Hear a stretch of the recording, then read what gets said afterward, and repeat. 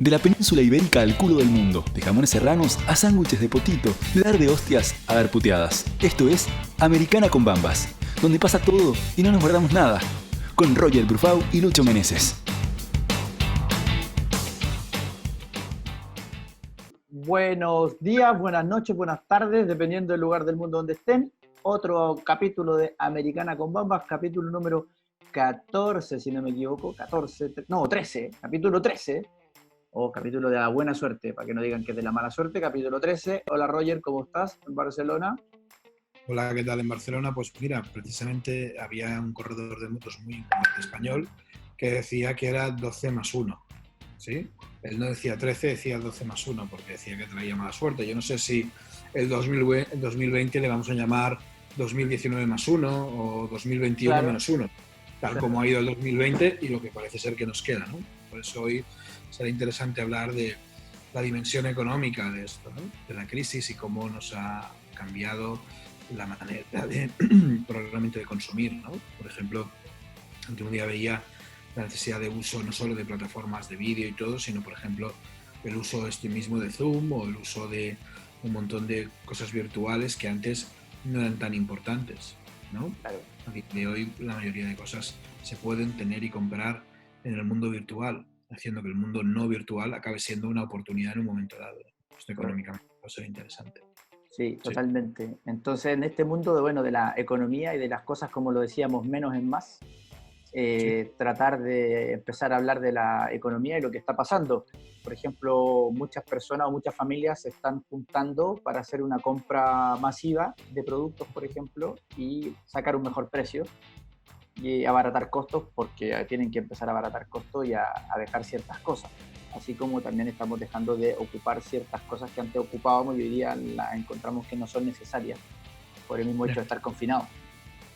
Una de las cosas más interesantes es el coche, por ejemplo. Yo no sé vosotros, pero aquí en España, los 3 meses de confinamiento, yo que hacía un montón de kilómetros al mes, me encuentro que he tenido en casa hay un par de coches y de alguna manera los hemos usado cero. El ahorro ha sido, no te engaño, probablemente $800, ¿vale? Ahorro de combustible, ¿eh? A combustible, evidentemente, los gastos asociados a cualquier problema de coche que pueda haber durante 6 meses. Claro, ¿es el coche un bien prescindible?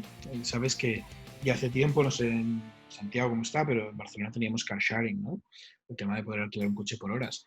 Incluso las grandes marcas a nivel comercial están haciendo acopio de coches para alquiler y están más en la idea de alquiler, o sea, renting y todo esto que en otras cosas.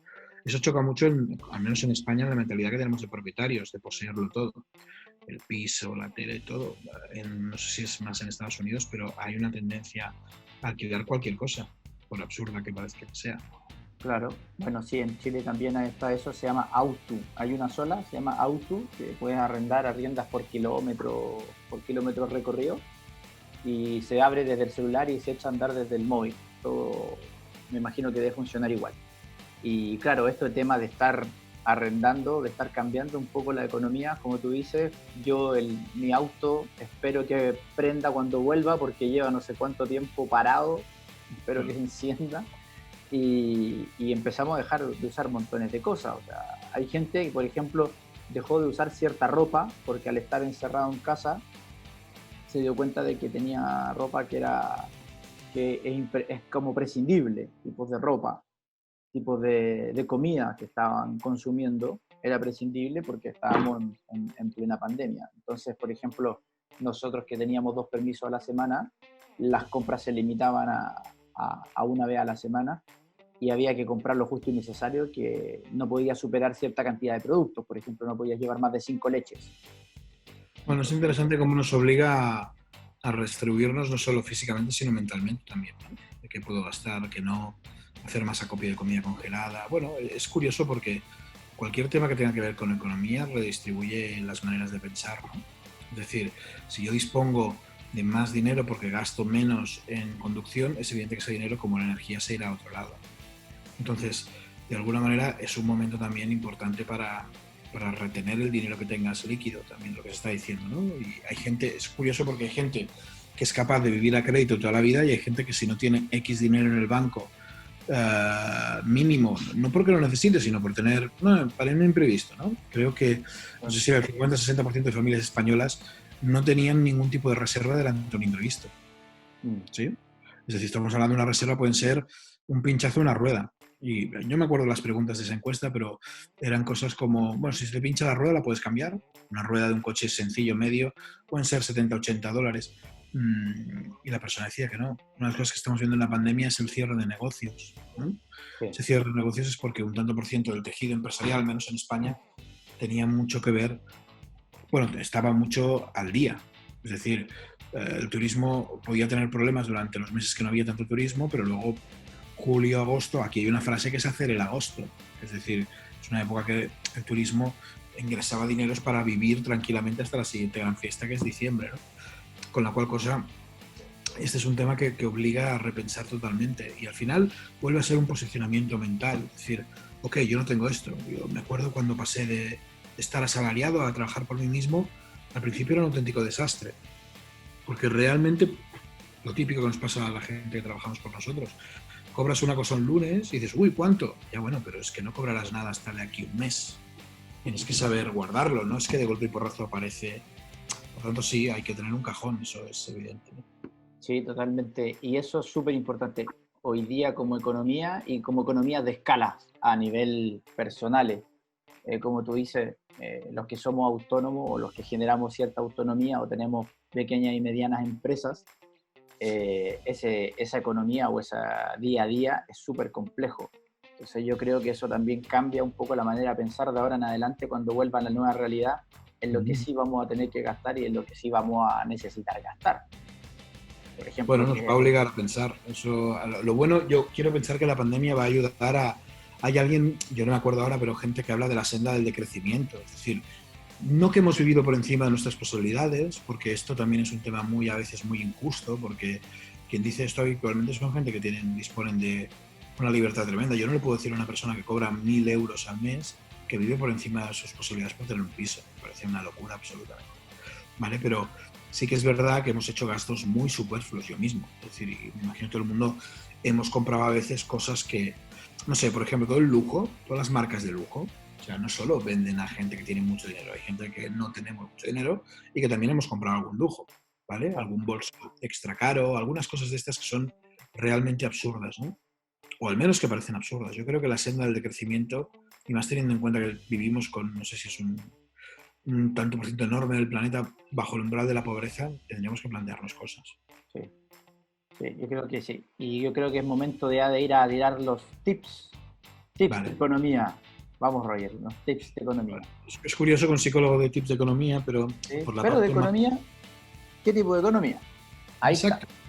Yo creo que la economía mental, no se me estresen mucho pensando en qué pasará mañana, estén centrados en el hoy, aunque no tengan dinero hoy, puede que mañana lo tengan o al revés, ¿no? Es decir, centrarse en el presente es importante para no tener ataques de ansiedad, ¿vale? 2, también es verdad que se habla mucho de que el cash es la nueva... Tener cash ahora es importante no gastarlo mucho. Entonces, uno se tiene que hacer un esfuerzo para asumir lo que se denomina en psicología retraso de recompensa. Si quiero eso que hace tiempo que quería, bueno, igual ahora mejor espérate un poquito, porque no sabes cómo va a ir tu economía, ¿no? Y luego hay una cosa muy importante que es la economía del comportamiento, es decir, compramos mucho por impulso, compramos mucho por deseo.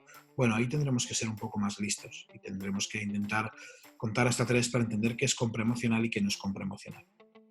Sí, bueno, esos tips son geniales, sobre todo del tema mental y el tema de la necesidad de la satisfacción. Recordemos que hay muchas personas que a veces se sienten afectadas por algo y creen que comprando algo van a sentirse mejor y una vez que se lo compran se siguen sintiendo igual de vacíos. Entonces, y a mí me ha pasado eso.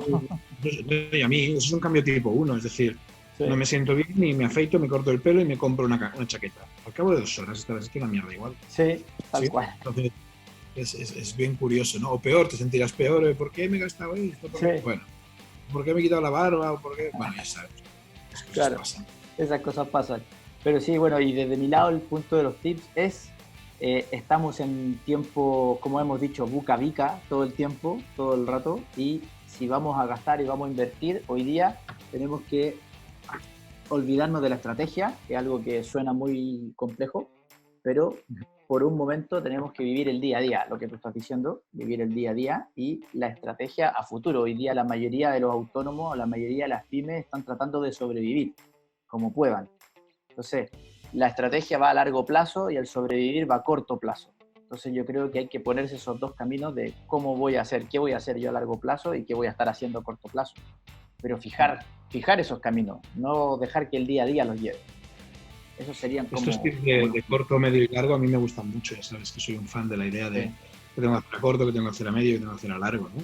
Si tú controlas a corto, controlas a nivel mental muchas cosas como la ansiedad. Es decir, hostias, hoy no me va bien el día. Bueno, pero espera, porque igual es un momento pasajero. A ver, si tiras un mes que no te va bien nada, igual estás más en otro camino, ¿no?